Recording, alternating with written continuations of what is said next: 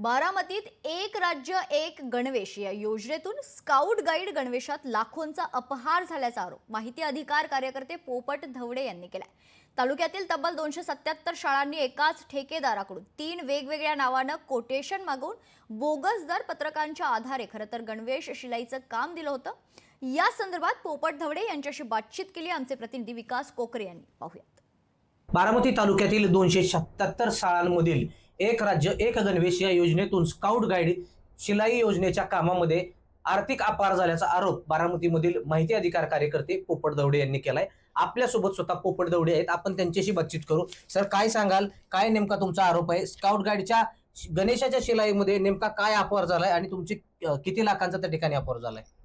बारामती तालुक्यात निर्मिती सप्लायर्स हा एक ठेकेदार आहे। ते सेवानिवृत्त मुख्याध्यापक आहे, त्यालाच हे कामाचा ठेका दिला आणि निर्मिती सप्लायर हे कोटेशन माझ्या समोर आहे।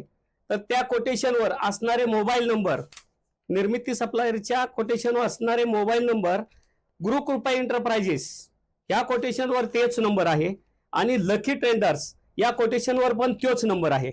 म्हणजे ही कोटेशन तिन्ही एकाच ठेकेदाराची आहेत। त्यामुळे त्याला काम हे सगळं पंचायत समितीवरून मॅनेज करून काम दिलेलं आहे। आता ही सगळे प्रोसेस बोगस व बनावट आहे, प्रस्तावच सगळे बोगस व बनावट आहे।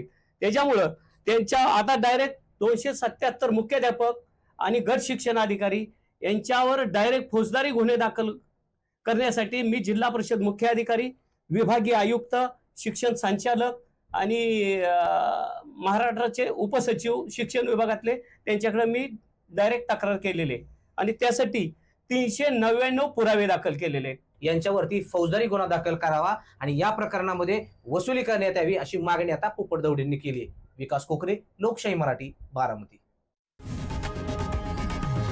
लोकशाही मराठी ऐका, पहा, जागरूक रहा।